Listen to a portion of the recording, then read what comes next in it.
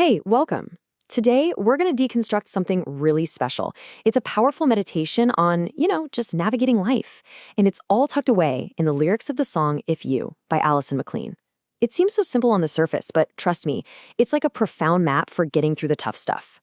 So, let's get into it.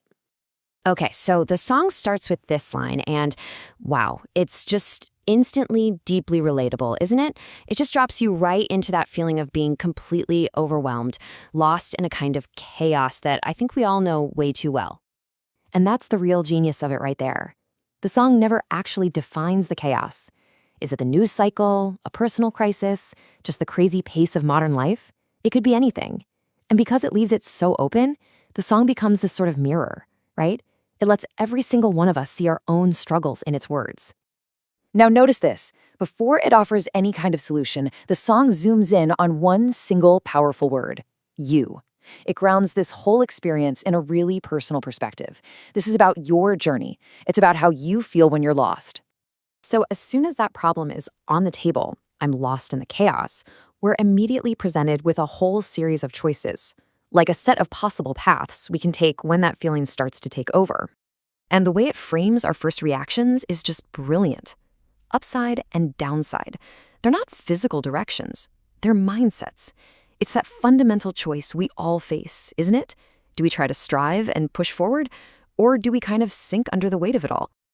But of course, life is rarely that simple, and these next lines really get that. The list expands, and it shows this frantic back and forth. We try to go up, maybe even upside, and then we fall right back down. We get stuck somewhere in the middle. This isn't just a list of options. It feels more like a catalog of the human struggle to just find some solid ground. So after running through this totally exhausting cycle of going somewhere, up, down, in between, the song just kind of hits pause. And it offers this powerful, totally transformative alternative.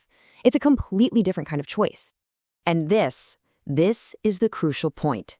Every other option was an action, a verb of movement. Go, travel. But this final choice, it's not about doing something or going somewhere else. It's about being something, right here, right where you are. This really illustrates the core message perfectly. See, peace isn't some destination you get to by going upside. It's a state of acceptance you find by just grounding yourself in your own existence, your being, even when the chaos is still raging. It's this radical shift from action to just awareness. But right as we're settling into this really profound idea of individual peace, the song does something incredible. It introduces this subtle, but absolutely game-changing shift in perspective that totally redefines the entire journey. So think about that phrasing. For the whole first half of the song, the message is intensely personal. It's directed at you, the struggle, the solution. It all seems to belong to you, the individual listener. It's framed as this solitary path. And then this happens. The lyric changes. A single word gets swapped out. You becomes we. Your becomes our. Now, this isn't just a small tweak. It completely flips the song's entire thesis on its head. With that one little word change, the whole narrative pivots. The search for peace is no longer something you have to figure out all on your own. It becomes a shared goal, a collective experience. And that's the real insight here. Maybe, just maybe, true peace isn't an individual achievement, but a collective discovery. So you'll probably notice the song repeats this whole structure over and over again. And that's not just to have a catchy chorus. The repetition itself is actually a key part of the song's meaning and its power. The way it's structured, it works just like a mantra or a meditation. You can see it in this cycle. First, you acknowledge the chaos. Then you consider all the choices. Then you reaffirm that path to peace. And finally, you repeat. Each loop forces you to come back to that ultimate truth, that we can find peace together. It's a practice. And in that way, the song's form just perfectly mirrors life, doesn't it? We don't just find peace once and we're done. We get lost in the chaos again and again and again. And each time, we have to consciously make that choice to return to a state of acceptance and connection. The song is basically a tool to help us do exactly that.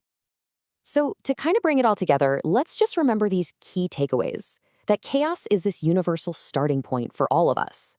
That our reactions can run the gamut from struggle to acceptance. That the journey to peace ultimately becomes a collective one. And finally, that the repetition acts as this powerful meditative reminder. I mean, these simple lyrics, they really do map out an incredibly profound human journey. And that really just leaves us with one final thought. This song suggests that peace is a state of being, something we find together. But as you navigate your own chaos, what does that path to peace really look like? And who's walking on that path with you?